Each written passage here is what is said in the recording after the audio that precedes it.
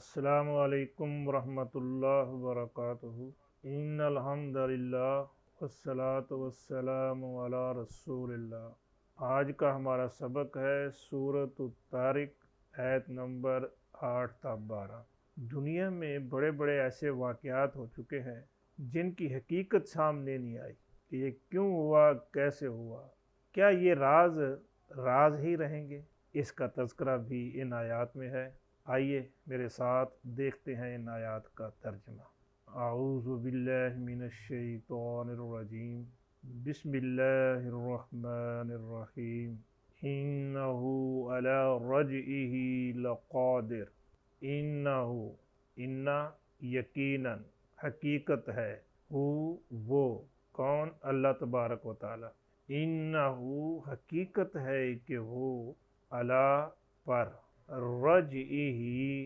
رجع لوٹانا، ہی اس کا، کس کا؟ انسان کا، رجع ہی اس کے لوٹانے، لقادر، لا واقعی، بالکل، قادر ہے، قدرت رکھتا ہے۔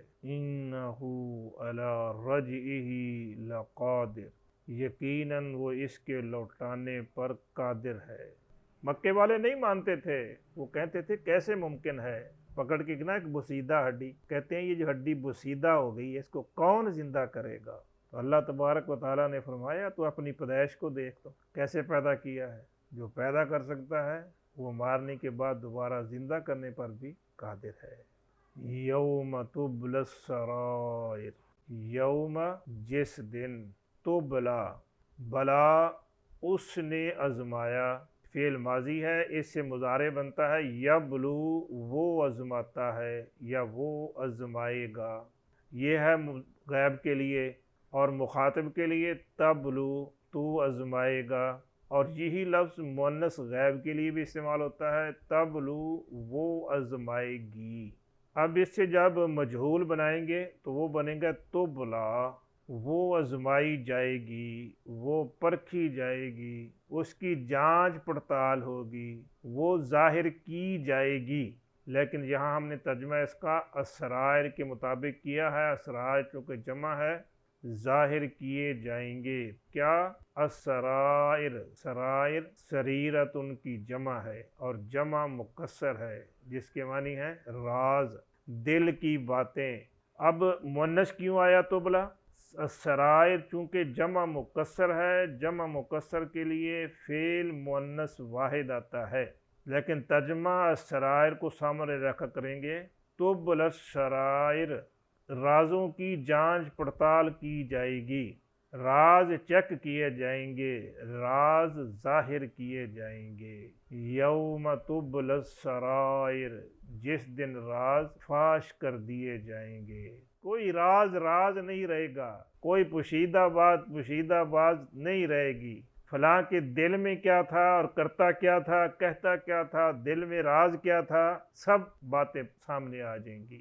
فما لہ من قوت ولا ناصر، فا تو ما نہیں، فما تو نہیں ہوگی، لہو لا لیے، ہو اس کے، لہو اس کے لیے یا اس کی، فما لہو تو نہیں ہوگی اس کی، من قوت، قوت طاقت، من سے، من قوت کوئی قوت کوئی طاقت، فما لہو من قوت تو نہیں ہوگی اس کی کوئی طاقت، ولا وا اور لا نہیں، ولا اور نہ ہی، ناصر مدد کرنے والا، نکرہ ہے، کوئی مددگار، ولا ناصر اور نہ کوئی مددگار ہوگا۔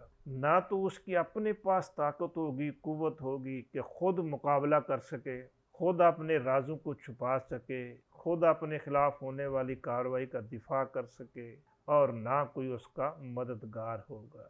فما لہ من قوت ولا ناصر تو نہیں ہوگی اس کے پاس کوئی طاقت اور نہ ہی کوئی مددگار۔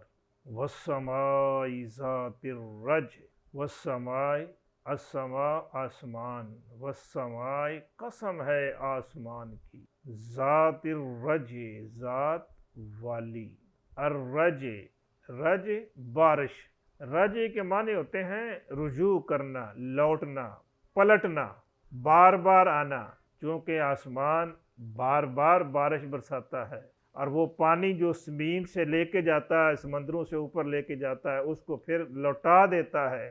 تو اللہ تبارک و تعالیٰ نے اس آسمان کی قسم کھائی ہے، وَالسَّمَاءِ ذَاتِ الرَّجْعِ، قسم ہے بارش والے آسمان کی، وَالْأَرْضِ ذَاتِ الصَّدْعِ، وَالْأَرْضِ، اور قسم ہے زمین کی، کیسی زمین؟ ذات والی، الصَّدْعِ، پھٹنے والی، پھٹنے والی زمین کی قسم ہے۔ پھٹنے والی کیسے؟ کہ جب پودا زمین میں بویا جاتا ہے تو زمین کو پھاڑ کر پودا باہر نکلتا ہے، بیج زمین کو پھاڑ کے پودا بن کے باہر آ جاتا ہے۔ وَالْأَرْضِ ذَاتِ الصَّدْعِ، اور پھٹنے والی زمین کی قسم۔ إِنَّهُ لَقَوْلٌ فَصْلٌ، اِنَّ یقیناً، ہو یہ، انَّهُ یقیناً یہ، یعنی یہ بات، کون سی بات؟ اس سے پہلے جو اللہ تبارک و تعالیٰ نے فرمایا کہ اللہ تبارک و تعالیٰ اس انسان کو دوبارہ پیدا کرنے پر قادر ہے، تو اس کے بارے میں فرمایا انَّهُ، حقیقت ہے کہ یہ، یعنی یہ بات، لَقَوْلٌ، لا، واقعی، بالکل، قول، بات ہے، لَقَوْلٌ، بالکل بات ہے، فصل، فیصلہ کن، انَّهُ لَقَوْلٌ فصل، یقیناً یہ بات بالکل فیصلہ کن ہے، یعنی ایسا ہو کے ہی رہے گا۔ یاد رکھیے قرآن مجید میں اللہ تبارک و تعالیٰ نے جہاں جہاں قسم اٹھائی ہے، قسم کا جواب قسم کے ساتھ تعلق ہوتا ہے۔ یوں سمجھیے قسم جو ہے وہ جواب قسم پر گواہی دے رہی ہوتی ہے۔ اب یہاں جو قسم اٹھائی گئی ہے، یوں سمجھیے کہ اللہ تعالیٰ نے زمین اور آسمان کو بطور گواہی پیش کیا ہے۔ کیا گواہی ہے؟ کہ پانی جاتا ہے اوپر، پھر آتا ہے کہ نہیں واپس، برساتا ہے آسمان پانی کو نیچے، جب پانی جاتا ہے اور پھر واپس آ رہا ہے، یہ ہو سکتا ہے، تو انسان جو ہے دوبارہ بھی زندہ کیا جا سکتا ہے۔ اسی طرح زمین میں بیج ڈالتے ہیں، بیج مردہ ہوتا ہے اور وہ زمین کو پھاڑ کر باہر آ جاتا ہے، کہ جب مردہ بیج زندہ ہو سکتا ہے تو اللہ تبارک و تعالی مارنے کے بعد دوبارہ زندہ کرنے پر بھی قادر ہے۔ اس سبق میں ہم نے دو چیزیں سیکھی ہیں، ایک تو یہ کہ کوئی بھی راز نہیں رہے گا، اور یہ بھی یاد رکھیے کہ اللہ تبارک و تعالی مارنے کے بعد دوبارہ زندہ کرنے پر قادر ہے۔ جب یہ بات ذہن میں ہو تو پھر بندہ ہر قدم اٹھاتے ہوئے احتیاط کرتا ہے، سوچ سمجھ کر قدم اٹھاتا ہے۔